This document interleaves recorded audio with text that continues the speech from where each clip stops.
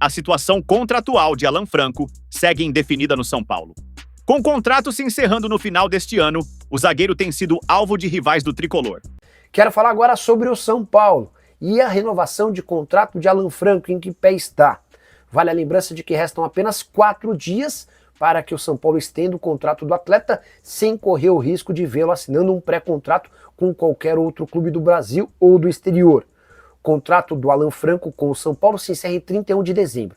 A partir de 1º de julho, ele entra nos últimos 6 meses de contrato, ou seja, já pode assinar esse pré-contrato, que permitiria a ele sair de graça do tricolor no fim dessa temporada, se mudando para um outro time a partir do ano que vem. Conversei antes de gravar o vídeo com o presidente Júlio Casares para entender o que trava essa negociação. Abre aspas para o presidente: estamos ajustando as coisas, demora mesmo. Tenho esperança de que vamos renovar, até porque temos um caminho, afirmou o presidente Júlio Casares. É importante contar que esse otimismo do Júlio não é de agora. Já havia conversado, por exemplo, no mês passado, e ele mantinha esse discurso de que vai acontecer. Mas outras pessoas dentro do departamento de futebol do São Paulo não olham pelo mesmo sentido, nem no mesmo caminho. Entendem que o Alan Franco tem adiado a resposta, criado uma série de dificuldades para estar agora a 6 meses do fim do contrato e, por consequência, disponível para assinar pré-contrato com qualquer outro clube. Palmeiras e Cruzeiro já sinalizaram ao atleta e não ao São Paulo a intenção de assinar esse acordo prévio para que ele se torne reforço no ano que vem. A questão financeira é hoje o grande impeditivo. O Alan Franco quer ter o maior salário entre zagueiros do São Paulo. Há também uma pendência com empresários do atleta, ainda da sua chegada ao São Paulo. Ele havia sido contratado de um time americano por $300 mil. E uma reviravolta pode acontecer na situação do zagueiro Juan Tressoldi. Se antes sua permanência no São Paulo era improvável, agora parece que a situação se inverteu.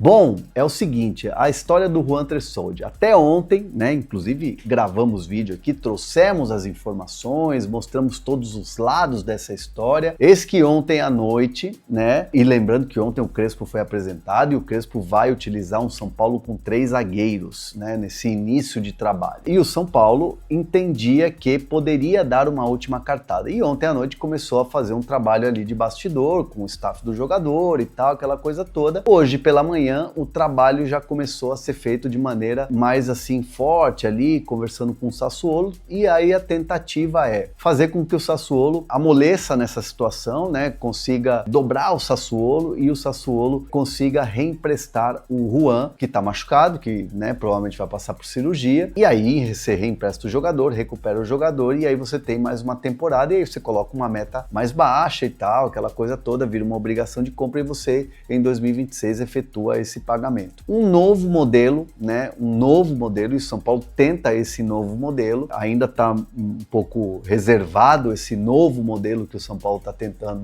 com o Sassuolo, e a tendência, não, ou pelo menos o São Paulo trata isso internamente como uma cartada que pode acontecer, de conseguir a manutenção do jogador por mais uma temporada, e aí sim seria em definitivo. O que conta também muito nessa negociação é a vontade do jogador, né? Como a gente vinha falando, o Juan queria muito ficar no São Paulo, e isso conta muito. Então, assim, a expectativa é de um desfecho ainda hoje, e esse desfecho pode ser positivo para a permanência do Juan Tressoldi. Então, assim, o São Paulo que tem o Sabino, tem o Arboleda, tem o Alan Franco, uma situação que precisa ser resolvida do Alan Franco, né? E tem o Ferrarese, que é um jogador que é zagueiro, né? Temos que lembrar que o Ferrarese é zagueiro, né? Então, assim, aí o Juan seria esse 5º zagueiro, e aí quando você joga com 3, tem que ter 2 ali de sobra, quando você tem cartão, lesão, aquela coisa toda. Lembrando que o jogador ainda precisa se recuperar de uma lesão que ele tem no joelho, que o tirou, inclusive, dos últimos jogos, no final aí, antes da parada para esse Mundial de Clubes. Então, o São Paulo tenta, o São Paulo quer a permanência do jogador, o jogador quer permanecer, claro, ainda falta convencer o Sassuolo. Essa é a última cartada que o São Paulo dá, ainda hoje, para ver se consegue a permanência do jogador. O que vocês acham dessa situação toda? Comentem aqui. O meia Bobadilha foi punido pela Conmebol por conta das ofensas ao jogador venezuelano na partida contra o Tadieres. Só para completar sobre o tricolor, Bobadilla foi multado pela Conmebol em 15 mil dólares pela acusação de xenofobia na partida contra o Tajeres. Ele se referiu ao Navarro, jogador do clube argentino, como venezuelano morto de fome.